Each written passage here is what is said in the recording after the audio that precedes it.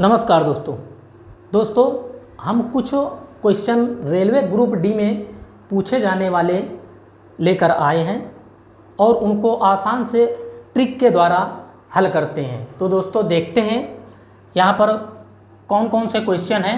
Question number first क्या है दोस्तों, कह रहा है किसी संख्या का 2/3 उसी संख्या के 7/3 से घटाया जाए तो परिणाम संख्या से 2 अधिक प्राप्त होता है।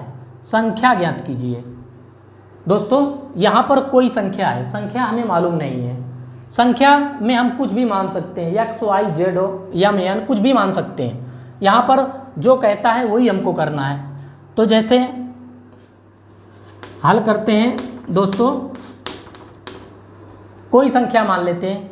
हमने मान लिया कि वह संख्या x है। अब कह क्या रहा है कि संख्या का 2/3 उसी संख्या के 7/3 से घटाया जाता है। तो ये हो गया 7/3, इसमें संख्या का 2/3 का मतलब 2/3, 2/3 उसी संख्या का यदि घटाया जाता है तो क्या होता है, जो परिणाम प्राप्त होता है वो संख्या से 2 अधिक प्राप्त होता है। अर्थात संख्या हमारी क्या थी, x थी और इससे 2 अधिक प्राप्त होता है। अब दोस्तों इसको हम हल कर सकते हैं। ये एक चर वाला युगपत समीकरण बन गया।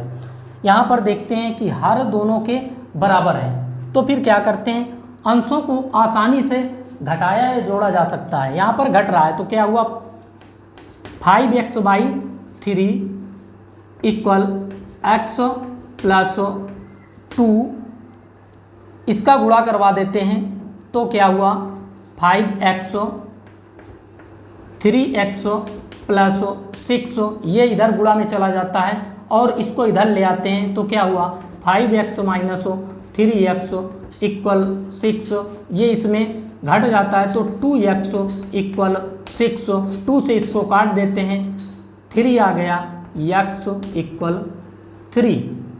अर्थात जो संख्या यहाँ पर पूछ रहा है वो संख्या 3 है। अब दोस्तों दूसरे नंबर के क्वेश्चन को देखते हैं। दूसरे नंबर का क्वेश्चन क्या कह रहा है, 2 संख्याओं का अंतर 14 तथा योगफल 26 है, तो वे संख्याएं ज्ञात कीजिए। मान लेते हैं दोस्तों 2 संख्याएं कोई, x प्लस अंतर है x - y = 14 और योगफल 26, तो x + y = 26। यहाँ पर दोस्तों वैसे ये 2 समीकरण प्राप्त हुए, पर हमें समीकरण की तरह नहीं हल करना, इसको हम ट्रिक से हल करते हैं। कैसे, यहाँ पर देखते हैं कि x जो है वो y से बड़ा है, तो क्या होता है, और y जो है वो x से छोटा है, तो x बराबर डायरेक्ट 14 + 26/2 कर देते हैं तो x का मान प्राप्त हो जाता है। अर्थात तो 40/2, 14 और 26 40 होता है, /2 = 20, x का मान 20 हो गया।